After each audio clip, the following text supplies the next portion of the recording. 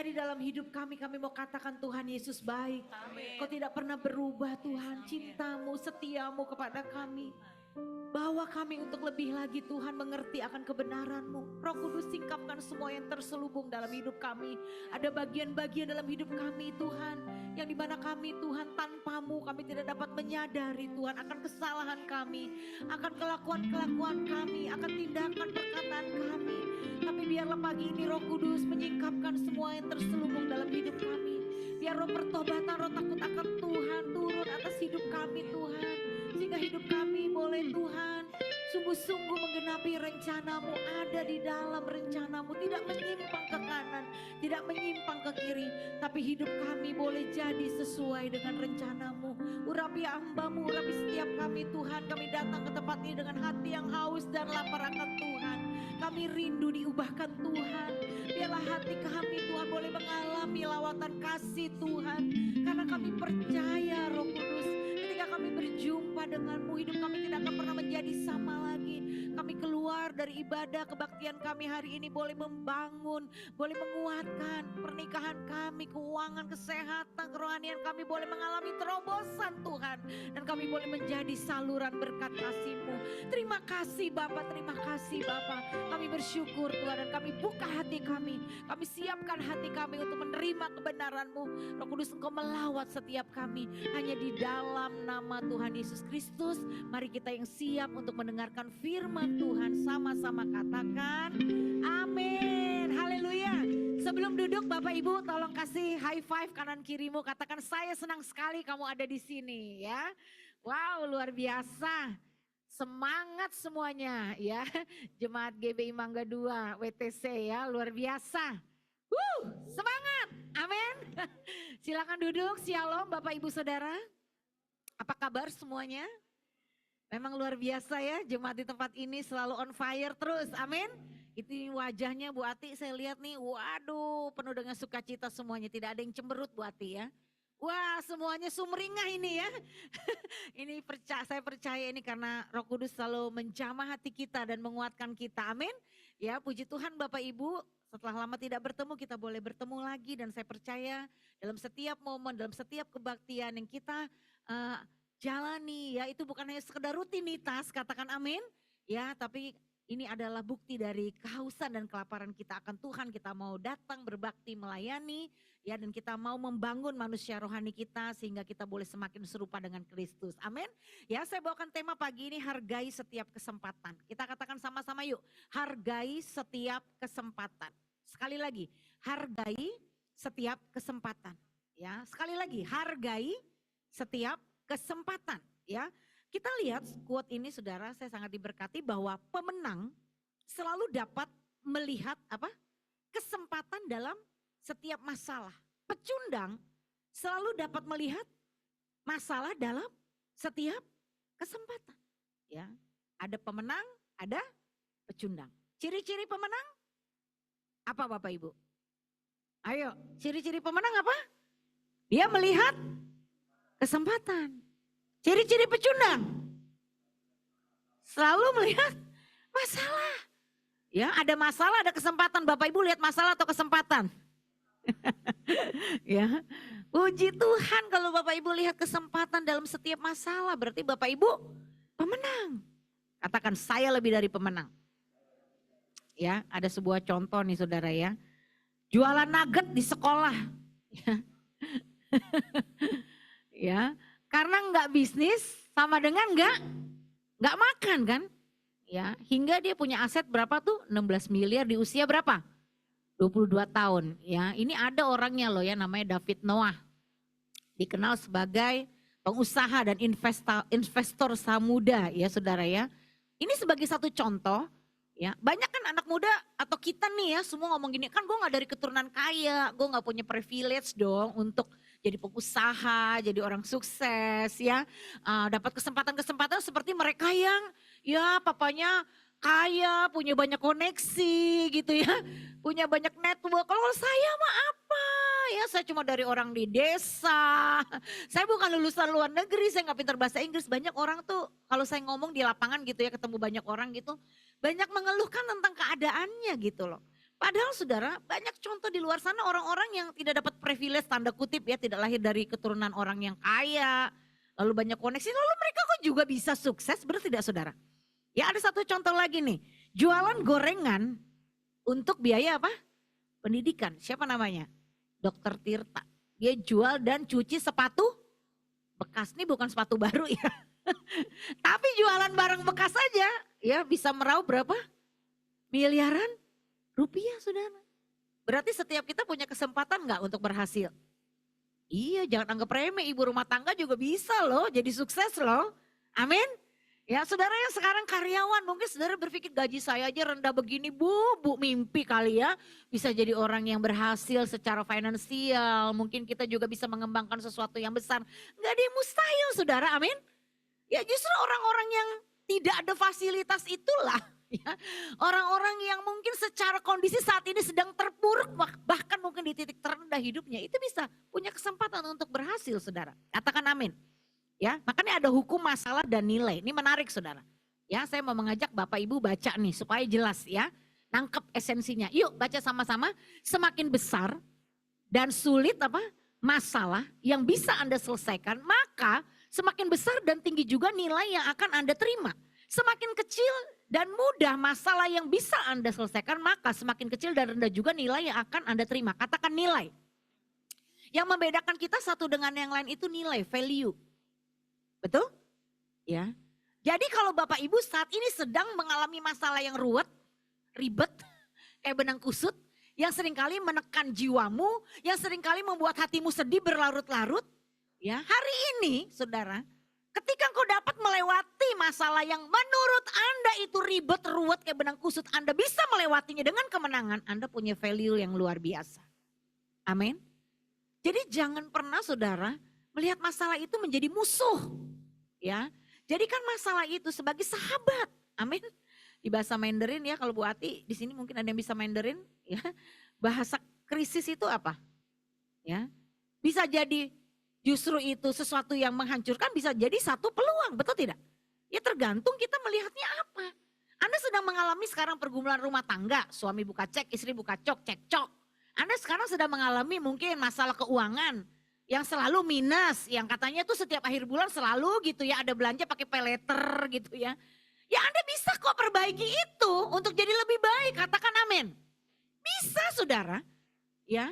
Setiap kita punya satu kondisi-kondisi di mana dulu mungkin kita melewati masa-masa yang sulit. Tapi kalau kita melihat itu sebagai satu pembelajaran di mana kita mau dilatih, ya dengan masalah-masalah yang ada itu justru membuat kita menjadi lebih baik, kita akan menjadi lebih baik saudara. Jadi mulai hari ini stop menghadapi ya masalah dengan mengeluh.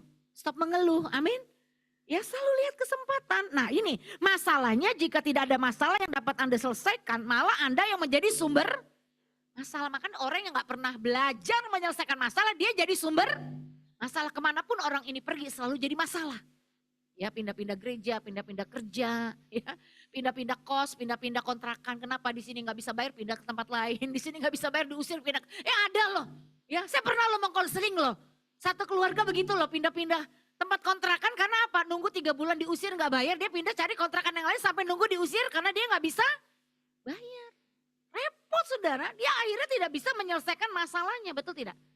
Makanya saudara kalau punya masalah jangan lari dari masalah. Hadapi masalahmu. Katakan amin. Efesus 5 ayat 15 sampai 17. Kita baca sama-sama. Karena itu apa? Baca sama-sama. Perhatikanlah dengan saksama bagaimana kamu hidup. Janganlah seperti orang bebal tetapi seperti orang arif. Dan pergunakanlah waktu yang ada karena apa? Hari-hari ini adalah jahat. Sebab itu janganlah kamu bodoh tetapi usahakanlah supaya kamu mengerti kehendak Tuhan. Makanya kita perlu tuntunan Roh Kudus. Peganglah tanganku Roh Kudus setiap hari. Supaya kita bisa mengerti kehendak Tuhan. Karena orang bodoh sama dengan orang yang tidak mengerti kehendak Tuhan. Kenapa? Karena dia tidak pergunakan waktu yang ada saudara. Kita harus belajar jadi orang yang arif, yang bijaksana. Ya, sudah perhatikan saksama lagi. Berarti ini double nih warning saudara untuk kita. Ya, pergunakan waktu yang ada, kesempatan yang ada. Nah, survei rutinitas seminggu di kota besar nih, termasuk kita nih yang tinggal di daerah kota nih ya. 1 minggu setiap Anda dan saya punya waktu berapa jam? Seminggu ya, ini hitungan seminggu. 168 jam. 40 sampai 48 jam kita pakai kerja, yang kuliah, yang sekolah. 50 jam waktu untuk tidur atau istirahat. 15 jam habis di jalan karena kita penuh dengan kemacetan, saudara ya. 15 jam untuk apa? Untuk makan, untuk minum. Ya, 15 jam untuk apa? Siap-siap, mandi, bebenah, ya, beberes dan lain-lain. Berarti setiap kita dalam 1 minggu punya waktu tersisa berapa jam? 25 jam. Ya, pertanyaannya 25 jam waktu sisa ini Anda gunakan untuk apa? Ya, ada orang yang menyanyiakan 25 jam waktu ini hanya untuk game, main game. Ya, habis waktu sampai begadang, saudara. Hari Minggu ngantuk. Saya sampai pernah tanya, kenapa suaminya nggak datang? Terus istrinya bisik, Bu, suami saya masih terikat game, Bu. Sampai pagi main game. Akhirnya nggak kebangun, nggak kebaktian. Nah, ada loh saudara. Iya, bahkan ada orang yang tanda kutip nih, kerjanya bukan kantoran ya, kerjanya itu project. Jadi dia memang harus marketing barangnya baru dia dapat duit. Ya, tahu gara-gara apa? Dia terlena nonton drakor, saudara. Berhari-hari keranjingan nonton, saudara. Drama berseri. Akhirnya apa? Itu nggak dijalanin usahanya. Ya kenapa? Badan udah capek kan, saudara. Nah ini, ada orang menyanyiakan waktunya untuk nonton, untuk game, ya untuk nongkrong-nongkrong. Ya. Akhirnya apa? Hidupnya nggak kemana-mana, saudara. Nah kita lihat dalam teologi Kristen, kita kembali ya kepada arti yang sesungguhnya. Kesempatan adalah, baca sama-sama apa? Waktu atau momen berharga yang Tuhan berikan pada kita manusia untuk apa? Pertama, bertindak, bertobat atau mengalami anugerah dan pertolongan. Ini namanya grace ya. Kesempatan itu namanya grace, katakan grace. Ya, kesempatan itu kan kasih karunia, betul nggak? Kita kan nggak bisa punya waktu kalau Tuhan nggak kasih kan. Berarti kesempatan itu apa namanya? Grace. Tapi ingat, grace itu ada yang namanya grace period. Ada waktunya Anda ingin bertindak, ada waktunya Anda ingin bertobat, ada waktunya Anda ingin melayani Tuhan, sudah tidak ada lagi waktunya. Grace periodnya sudah berakhir. Ingat waktu urusan pajak, Pak Presiden Jokowi pernah mengadakan waktu untuk kita urus supaya kita mengalami pemutihan kan. Tapi itu ada grace periodnya kan. Ya kan? Begitu waktunya habis, dapat nggak pemutihan? Nggak dapat. Makanya banyak yang kena kan. Mesti bayar berapa sampai kena tuh pengusaha saudara di Depok, kenalan kita tuh sampai habis miliaran saudara bayar pajak. Kenapa? Karena tidak menggunakan waktu yang ada. Ya sama kalau saudara punya mentalnya tarsok. Ya bisa-bisa besok udah gak ada waktunya lagi. Anda paham sampai di sini saudara? Ya, Ibrani 12 ayat 7 dikatakan, sebab kamu tahu ya bahwa kemudian ketika ia hendak menerima berkat itu, ia ditolak. Siapa ia? Ini kisahnya siapa? Esau. Sebab ia tidak beroleh kesempatan untuk memperbaiki kesalahannya sekalipun ia mencarinya dengan mencucurkan air mata. Dia lapar. Dia lihat Yakub bikin semangkok sop kacang merah. Karena lapar, dia jual hak kesulungannya kan? Sepakat waktu itu, oke kamu terima sop kacang merah ini, aku terima hak kesulunganmu. Dikasih loh, itu hak kesulungan sama seperti warisan saudara. Esau menukar hak kesulungannya dengan semangkok sop kacang merah. Waktu dia sadar, goblok banget gue, bodoh amat gue ya. Kok gue tuker hak kesulungan gue sama semangkok sop kacang merah. Lalu dia menyesali kan, dan dia ingin menerima dong berkat itu dong. Kok gue bodoh banget udah buang berkat itu, gue mau. Waktu dia kepengen lagi, dikatakan apa? Sebab tidak beroleh kesempatan, dia udah ditolak saudara. Sekalipun udah mencucurkan air mata pun udah gak bisa dapat. Kisah Esau, coba jadikan pelajaran berharga buat kita Bapak Ibu. Amin. Tuhan sudah memberikan yang terbaik buat kita. Tuhan memberikan warisan ya kepada kita. Warisan dari Tuhan itu melebihi warisan dari orang tua. Kita dikasih iman, keselamatan, hidup kekal, itu warisan yang luar biasa yang gak bisa kita bayar dengan uang. Betul Bapak Ibu? Jadi jangan sedih ya kalau orang tua meninggal gak ada warisan Bapak Ibu, amin. Ya karena Tuhan sudah berikan segalanya untuk kita, dia mati di kayu salib untuk kita. Jangan kita sia-siakan pengorbanan Yesus. Ya, makanya saudara, waktu itu gratis. tetapi tidak ternilai harganya. Anda tidak dapat memilikinya, tetapi Anda dapat menggunakannya. Anda tidak bisa menyimpannya, tapi Anda bisa menghabiskannya. Setelah Anda kehilangannya, Anda tidak akan pernah bisa mendapatkannya kembali. Ya makanya saudara harus belajar bijaksana menggunakannya. Selagi kesempatan masih ada. Makanya jangan nyanyikan lagu hidup ini adalah kesempatan. Jangan dinyanyikan di rumah duka saja. Kalau sudah di rumah duka, nyanyinya lagunya apa? Hidup ini adalah kesempatan. Tapi kita perlu menyadarkan diri kita setiap hari. Tuhan masih berikan kita kesempatan. Iya saudara, ini hargai. Nah, hargai kesempatan yang Tuhan berikan. Yang pertama, hargai kesempatan untuk bertobat. Katakan bertobat.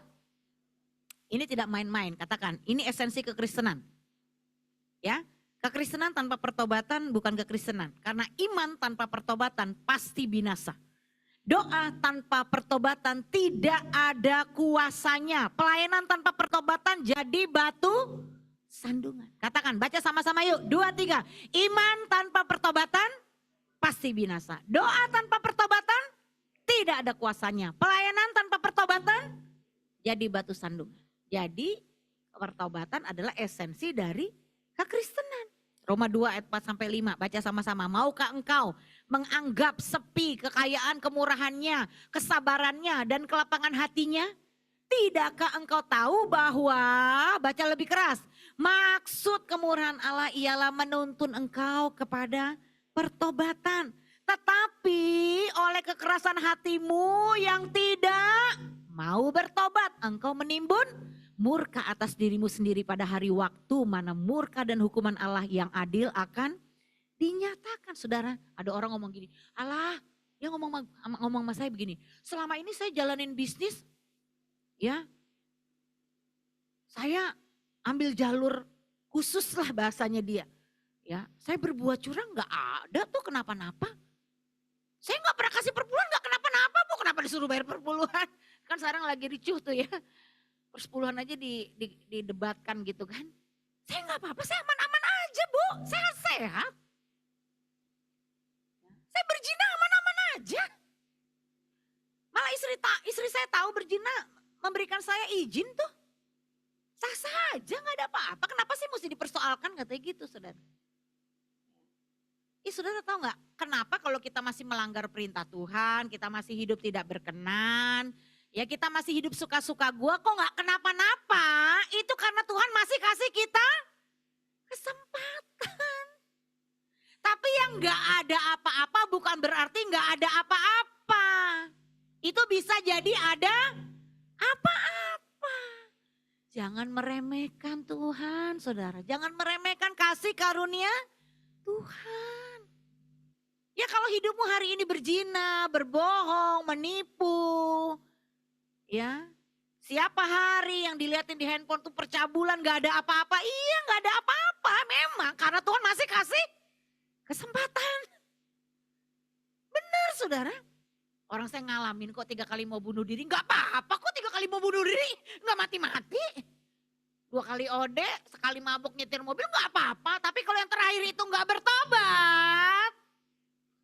Yang keempat bisa lewat saudara. Betul tidak?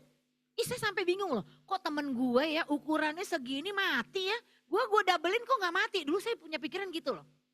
Ulangin lagi dong yang kedua, gue tambahin deh. Gak mati juga loh. Ya memang 3 hari gak bisa bangun, bener. Ya. Tapi kan gak mati kan. Saya nih sebagai orang yang masih belum bertobat, saya mikir apa? Gak apa-apa, bener gak? Adam dan Hawa juga gitu kan. Semua pohon dalam Taman Eden ini boleh kau makan buahnya, hanya satu yang tidak boleh kau makan. Ya kan, buah pohon pengetahuan yang baik dan yang jahat. Tapi kan iblis bilang apa? Gak apa-apa. Sekali. Gak ada yang lihat. Iya lo gak apa-apa sekarang. Ya, ada waktunya nih orang-orang yang keras hati saudara. Ya. Tuhan itu tidak menghukum kita. Katakan amin. Kita menderita bukan karena penghukuman Tuhan. Karena kekerasan hati kita. Amin saudara. Jadi kalau sampai hidup kita nih hancur, jangan bawa-bawa Tuhan ya. Bapak Ibu, tolong jangan bawa-bawa Tuhan. Karena ada orang konseling saya tuh berkali-kali ngomongnya gini Bu Ati. Tuhan buat bisnis saya hancur. Waduh, sadis banget Tuhan buat bisnisnya hancur. Padahal waktu di konseling ditanya gimana kamu mengelolanya. Uang pribadi, uang bisnis dicampur. Ya gimana gak hancur. Ya gak ada pengelolaan, gak ada manajemen yang baik. Masa uang perusahaan dipakai buat beli gas? Ya, buat makan-makan. Ya gak bisa lah. Uang perusahaan ya uang perusahaan, uang pribadi ya uang pribadi. Karena satu faktor ini aja bisnis lo pasti hancur. Kok waktu hancur bilang Tuhan buat bisnis saya hancur. Padahal saya sudah setia kasih perpuluhan. Padahal saya sudah setia berdoa. Padahal saya sudah setia melayani. Kok gitu? Tuhan gak pernah buat bisnis kita hancur. Tuhan gak pernah bikin pekerjaan kita hancur. Amin. Gak pernah. Masa ada yang bilang begini lagi. Ini Bu Ati bikin saya tuh kaget Bu. Ya, Tuhan yang mengizinkan saya bercerai. Masa dia bilang begitu? Kan semuanya atas izin Tuhan. Betul tidak ada ayatnya? Ada ayatnya Bapak Ibu? Semua yang terjadi atas izin Tuhan. Jadi Tuhan menghendaki Bu saya bercerai. Oh Tuhan Yesus tolong. Perceraian ini kan tidak akan terjadi kalau Tuhan tidak mengizinkan. Tuhan tuh. Gak ada sangkut paut perceraian dengan Tuhan mengizinkan. Itu keputusan hati kamu. Ada lagi yang bilang begini, Tuhan bunuh suami saya. Astagfirullah, kaget saya dengar. Tuhan bunuh suami saya. Di mana perlindungan Tuhan Bu? Covid tuh banyak orang kepahitan sama Tuhan loh. Benar. Kalau kita gak benar-benar mengalami cintanya Tuhan, gara-gara suami, istri, anak meninggal kita bisa pahit loh. Nih 3 hari lalu saya masih melayani setelah VMP tuh ibu nelpon saya, doa pagi ya kita ada ibu telepon. Saya kecewa sama Tuhan. Kenapa Bu? Tuhan panggil mama saya. Tuhan gak kasih kesempatan mama saya. Mama ibu umur berapa? 75, astaga udah lebih 5 tahun. Jadi dia menyesalnya gini loh, dia kan sibuk bekerja, rumah beda sama orang tua. Jadi untuk mengunjungi ibunya aja tuh waktunya tuh gak ada gitu loh. Jadi itu yang membuat sebenarnya dia tuh kecewa sama Tuhan. Lah apa hubungannya lo yang sibuk, lo yang kerja terus gak ada waktu ngunjungin orang tua, terus jadi nyalain Tuhan. Ya kan? Nah itu kan terjadi saudara. Kenapa kita juga mesti kecewa? Saya bilang, Bu ngapain ibu kecewa sama Tuhan? Mamanya ibu udah senang, udah happy-happy sama Tuhan, ibu kok malah kecewa? Dia baru sadar loh. Nah, ada orang yang kayak gitu saudara, ngapain kecewa sama Tuhan? Ya. Itu warisan iman yang sudah ditinggalkan orang tua, ibu lanjutkan. Kenapa jadi orang tua kasih teladan cinta Tuhan, sungguh-sungguh sama Tuhan. Malah dia dipanggil Tuhan, kok malah ibu kecewa sama Tuhan? Kemana dong warisan iman yang ditanamkan ibunya? Saya bilang, dia baru sadar loh. Aduh saudara, memang kalau hati ini keras saudara, Tuhan jadi sasaran, benar gak? Ada manusia bisa lo kecewa sama Tuhan, kayak saya dulu saya memahami. Makanya saudara kita tiap hari tuh ya harus tumpang tangan diri kita sendiri ya Roh Kudus. Biar pikiran saya tuh jangan picik, jangan jahat, jangan melawan, amin. Biar saya selalu punya hati yang lemah lembut dan mau bertobat setiap hari, amin. Kita semua harus bertobat, saya juga harus bertobat saudara. Setiap hari juga saya mengevaluasi diri saya. Miliki hati yang seperti Daud. Tuhan ujilah aku. Selidikilah akan batinku. Betul Bapak Ibu? Kita bisa kok nyeleneh, kita bisa kok menyimpang. Kita bisa tuh tanpa sadar punya niat jahat, tanpa sadar mencemooh orang, merendahkan orang. Mungkin gak di mulut, gak di depan orangnya, tapi di hati. Tuhan koreksi, Tuhan tegur, kamu gak boleh begitu. Nah iya Tuhan, kamu tuh istri tunduk sama suami, iya Tuhan. Kamu tuh orang tua, ajarin anak yang benar, oh iya Tuhan. Benar tidak? Masih banyak hal-hal yang harus kita perbaiki dalam hidup ini. Makanya selama kesempatan masih ada, perbaikilah kesalahan kita saudara. Amin. Jadilah suami, istri, orang tua, anak yang lebih bijaksana. Ya. Tidak ada orang tua, tidak ada suami istri, tidak ada anak yang ideal, katakan amin. Setiap kita punya bagian-bagian harus kita perbaiki. Makanya indahnya keluarga kalau satu dengan yang lainnya rendah hati memiliki sikap yang mau diperbaiki. Jadi komunikasinya nyaman tuh, aman, betul tidak? Enggak saling menyerang, enggak saling menyalahkan. Saya salah, akui salah, kalau udah salah jangan ngotot, amin. Iya saudara, udah akui aja apa sih yang mau dipertahankan. Kita semua tuh ada jeleknya, betul tidak? Enggak mungkin kita tuh semua 100% bagus, kita tuh masih ada jeleknya. Saya juga masih ada jeleknya. Ya, Malah yang udah dipercayakan Tuhan sering berkhotbah itu harus lebih introspeksi diri. Jangan sampai pengajaran kita bagus buat orang, orang berubah, kita sendiri nggak berubah. Itu kan lebih bahaya, bener nggak? Jadi saya kalau habis ngajar, saya tuh Tuhan tolong. Saya juga mau Tuhan menghargai kesempatan. Saya sebelum menyiapkan khotbah ini ya 2 minggu lalu ya. Itu saya tanya sama Tuhan, Tuhan apa yang saya harus sampaikan. Setiap saya mandi itu ya selalu ada suara bunyi di hati. Hargai setiap kesempatan, hargai setiap kesempatan, hargai setiap kesempatan Sandy.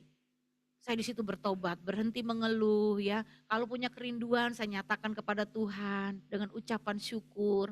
Ya saya bisa menjadi seorang istri yang lebih mendengarkan suami. Dulu sudah mendengarkan tapi sekarang lebih baik lagi untuk mendengarkan. Ya bijaksana dalam menata hati, ya dalam menghadapi orang-orang yang karakternya ngeselin, jengkelin. Ada gak orang kayak gitu? Ada, ya kan? Kita harus lebih sabar ya. Terus kalau kita lihat orang berbuat salah, kita jadi lebih bijaksana, tidak menjudge, oh dia begini. Gampang sekali kita ngomong, kenal juga kagak, kadang cuma lihat dari sosmed, bener gak? Kenal enggak, ikut menghakimi, ikut nyalahin, ikut ngomongin, kenal kagak. Ya enggak? Ya kan kita harus bertobat saudara, benar enggak? Iya, dengan dunia perkembangan teknologi canggih ini saudara, setiap hari lebih banyak harus bertobat. Karena bisa tuh mata, pendengaran telinga kita dengar yang keluar dari jalur Tuhan, benar enggak? Yang kedua, hargai kesempatan untuk bertumbuh. Ya, bertumbuh di sini adalah roh yang harus di-maintain jiwa, juga tubuh saudara. Ibrani 5 ayat 12 dikatakan, sebab sekalipun kamu ditinjau dari sudut waktu, sudah seharusnya apa? Menjadi pengajar. Kamu masih perlu lagi diajarkan asas-asas pokok dari pernyataan Allah. Dan kamu masih memerlukan susu bukan? Makanan keras. Harusnya saudara itu dengan sekarang saudara sudah menjadi orang Kristen berapa tahun.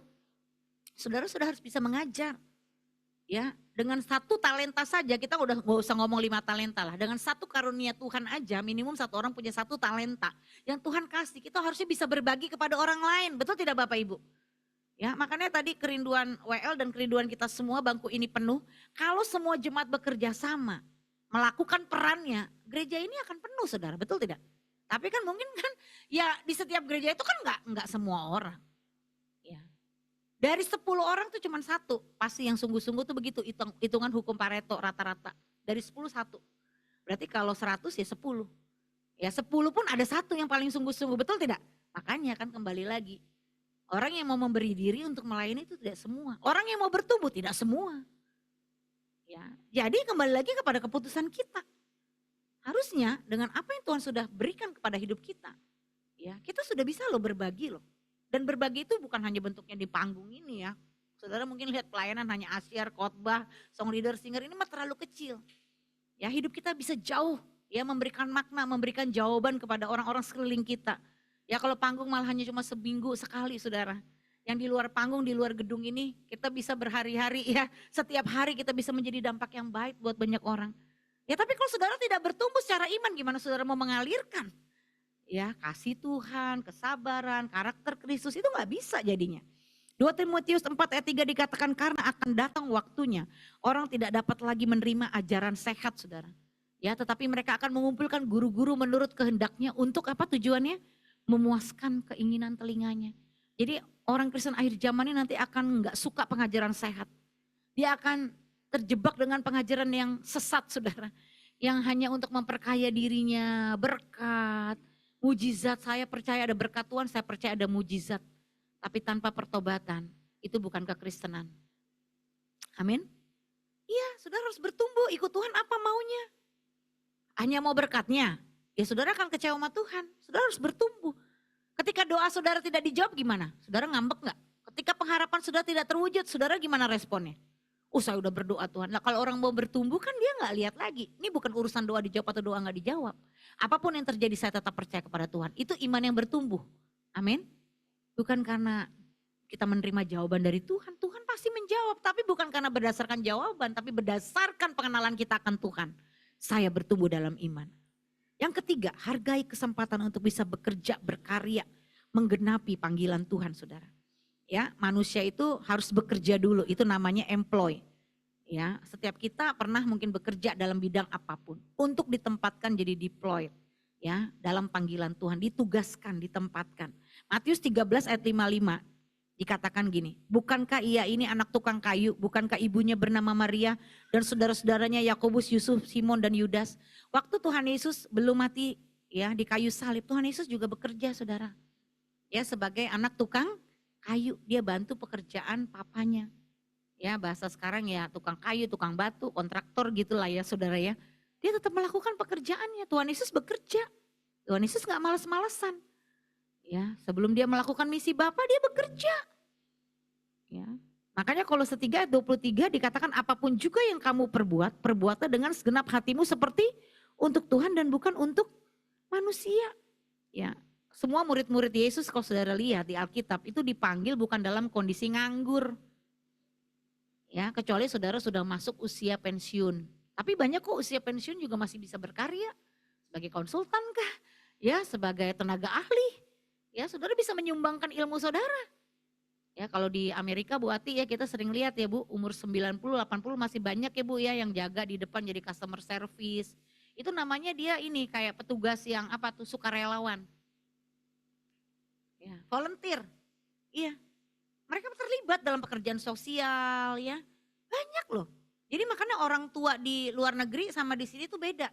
Di sini umur 50 aja udah pengkok gitu. Aduh, pusing ya, asam lambung ya.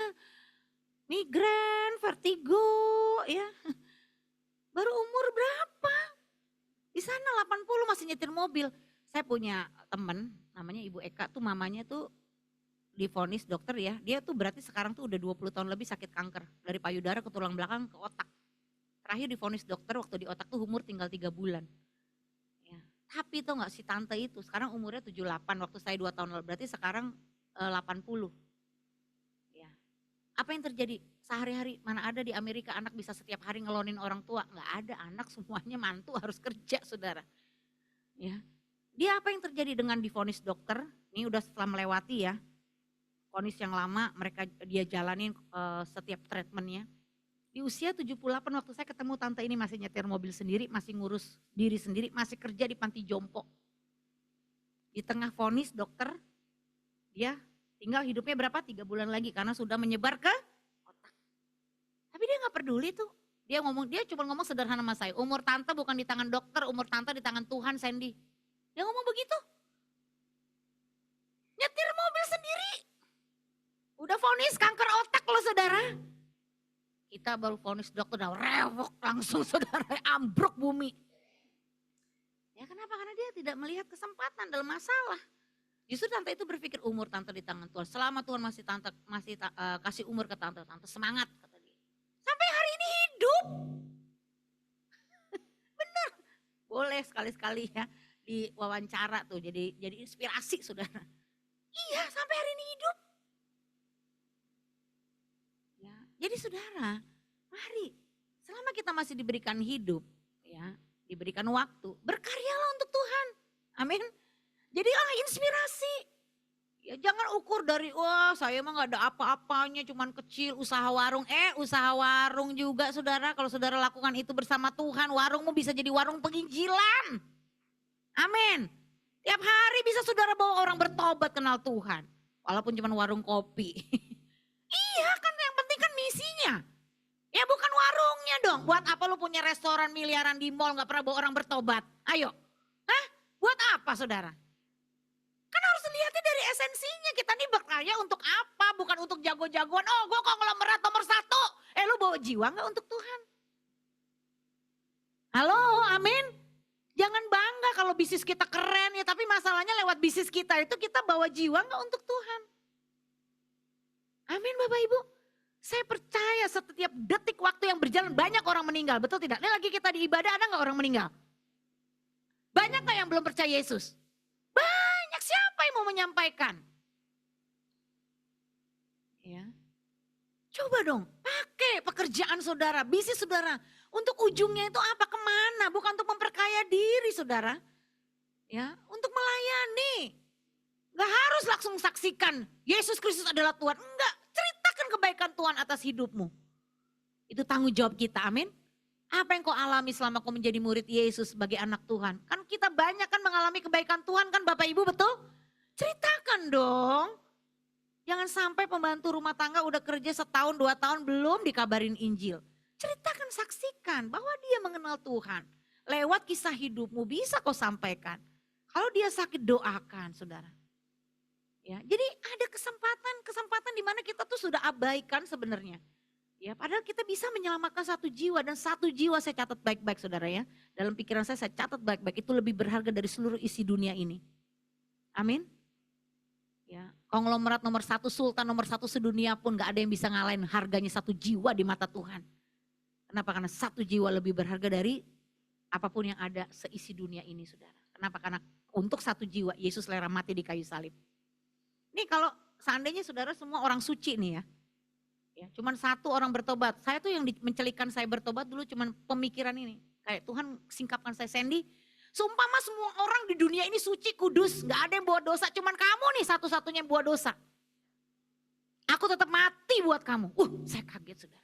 Segitunya kah saya berharganya di mata Tuhan? Saya nangis saudara di tengah kondisi setengah mabuk. Saya hancur hati Tuhan, segitunya kah saya berharga buat Tuhan? Sampai Tuhan bilang begitu, seandainya seluruh dunia gak ada yang berdosa, saya di cuma satu kamu. Aku tetap mati buat kamu. Saya di situ gak bisa main-main lagi. Makanya saudara kalau kita tuh memaknai pengorbanan Yesus, kita tuh gak bisa main-main lagi sama Tuhan, amin. Kita bekerja, kita sadar kita bekerja tuh ada misinya. Ya mau pelayanan, semuanya sama. Rohani gak ditentukan dari di dalam gereja, di luar gereja. Dari motivasi hati Anda. Apapun yang saudara kerjakan kalau itu untuk mendatangkan keselamatan bagi jiwa-jiwa yang kau temui, kau melakukan misi Bapa di sorga. Lakukan itu, waktunya sudah semakin dekat saudara. Ya, masih banyak orang-orang yang membutuhkan Yesus di luar sana. Apapun metodenya terserah, yang penting saudara lakukan bagian saudara. Ya, Yohanes 9 ayat 4 dikatakan, baca sama-sama. Kita harus mengerjakan pekerjaan Dia yang mengutus aku selama masih siang akan datang malam. Di mana? Tidak ada seorang pun yang dapat bekerja. Yang keempat, hargai kesempatan untuk menabur, berbuat baik dan memberi. Galatia 6 ayat 9 sampai 10 baca sama-sama. Janganlah kita jemu-jemu berbuat baik. Karena apabila sudah datang waktunya kita akan menuai jika kita tidak menjadi lemah. Karena itu selama masih ada kesempatan bagi kita, marilah kita berbuat baik kepada semua orang. Tetapi terutama kepada kawan-kawan kita seiman. Lakukan bagianmu. Tuhan menuntun. Ketika aku terima uang, kau pelajari sama-sama. Tuhan, uang yang saya punya milik Tuhan. Saya cuma pengelola. Tuhan suruh alirkan kemana? Atur. Amin. Itu bisa jadi salah satu bentuk kebaikan, yaitu kita berbagi dengan apa yang kita punya. Kalau kita gak punya apa-apa, berbagi apa yang kita punya. Ibu bisa bikin kue, ajarin tuh ibu yang lagi kesulitan uang, gak bisa bikin kue. Ajarin dia bikin satu menu kue, supaya dia bisa jualan. Itu berbagi, itu berbuat baik. Setuju? Ya? Kan gak usah berbuat baik itu dengan memberi uang kan? Iya. Apa? Buka kursus gratis. Ya. Apa? Gereja dipanggil untuk memberkati kesejahteraan kotanya. Dimulai dari kita, rekan-rekan keluarga satu iman, kita mentransferkan kasih Tuhan. Ya, kita bersama-sama melakukan hal yang baik. Ya, sehingga kita bisa loh menjangkau orang-orang di satu mall ini. Ya. Dengan hal-hal yang konsisten kita lakukan, ya, ada follow up-nya, bukan hanya berbagi sembakonya ya. Karena kegiatan-kegiatan sosial tuh begitu banyak di luar, saya lihat, cuman event. Ya, ambil jepret-jepret foto untuk cari donatur lebih banyak, biar bisa kasih lebih banyak, cuma jepret. Terus gak ada follow up-nya, ya buat apa kita ngasih-ngasih. Ya kita harus ada follow up-nya, cari orang-orang kuat di sekitar lokasi yang kita mau kasih, nanti ada yang follow up. Bisa buat apa di situ? Les gratis dulu, habis ngasih sembako anaknya diglesin. Jadi berkelanjutan. Ya kalau cuma sekali buat, oke lah boleh, tapi itu gak ada, nanti gak kejar target sasarannya saudara. Ya, saya percaya setiap gereja itu unik, amin. Ada hal-hal yang sebuah misi yang Tuhan taruh sebagai satu visi untuk kita lakukan. Yang kelima yang terakhir, hargai kesempatan untuk membangun hubungan dan momen indah keluarga. Ya, Kolose 3 ayat 18 sampai 21, hai istri-istri, tunduklah kepada suamimu sebagaimana seharusnya di dalam Tuhan. Hai suami-suami, kasihlah istrimu dan janganlah berlaku kasar terhadap dia. Hai anak-anak, taatilah orang tuamu dalam segala hal karena itulah yang indah di dalam Tuhan. Hai bapak-bapak, janganlah sakiti hati anak-anakmu supaya jangan tawar hati mereka. Jadi katakan sama-sama, untuk membangun hubungan yang harmonis perlu masuk sistem. Ya, katakan sistem. Ini sistem, istri tunduk, suami mengasihi, anak hormati, itu sistem. Salah satu dilanggar, sistemnya nggak jalan, hancur rumah tangga. Ya makanya kalau sistem nggak jalan dalam rumah tangga, harus Tuhan pakai suami, Tuhan pakai istri, atau Tuhan pakai anak.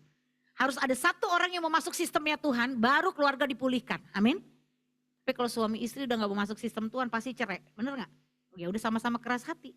Makanya caranya mengaplikasikannya gimana ayat ini? Lihat kelemahan pasanganmu, mertuamu, anakmu, iparmu itu sebagai apa? Kesempatan, bukan sebagai masalah. Untuk kau belajar bangun hubungan. Ya, saudara, pergunakan waktu yang ada untuk pemulihan keluarga. Komunikasimu suami istri, orang tua anak, beri waktu untuk jalan bersama, ngobrol, doa bersama, amin. Hargai kesempatan yang ada. Selagi pasanganmu masih hangat, saudara, jangan nanti kau udah dingin, nangis samping peti. Peti mau ditutup, kok, jangan. Apa-apaan saudara. Ya, itu drama saudara. Ya. Makanya nikmati selagi orangnya masih ada, amin. Ya kalau udah dipanggil Tuhan ya relakan, udah yang terbaik, amin. Dia sudah bahagia bersama Yesus, amin. Jangan masih hidup ngeluh. Istri saya, suami saya, anak saya, ngeluh terus. Ngeluh itu sama dengan Anda mengutuki. Coba Anda berkati, Anda ucapkan terima kasih. Nanti pulang dari sini suami istri saling mengucapkan terima kasih ya. Coba hargai, kalau dikasih teh makasih ya sayang, aku bersyukur punya istri seperti kamu. Gitu dong bapak-bapak, amin. Ya nanti kalau bapaknya misalkan ya, peluk kita, terima kasih ya sayang, kamu suami yang hangat, ya jangan ngeluh, nuntut. Coba bangun dong atmosfer yang hangat di rumah. Ya, saya percaya Tuhan masih kasih kita kesempatan supaya kita melakukannya. Amin. Ya, hargai kesempatan 5. Yang pertama bertobat, yang kedua bertumbuh, yang ketiga bekerja berkarya, yang keempat berbuat baik, memberi, yang kelima bangun hubungan. Ya, mari kita bangkit berdiri bersama saudara. Terima kasih Tuhan. Hidup ini adalah kesempatan. Hidup ini untuk melayani Tuhan. Jangan sia-siakan waktu yang Tuhan beri. Hidup ini untuk jadi berkat. Kita ikuti musik ya. Oh Tuhan, pakailah hidupku selagi aku masih kuat. Bila saatnya nanti ku tak berdaya lagi, hidup ini sudah jadi berat. Oh Tuhan, pakailah hidupku selagi aku masih kuat.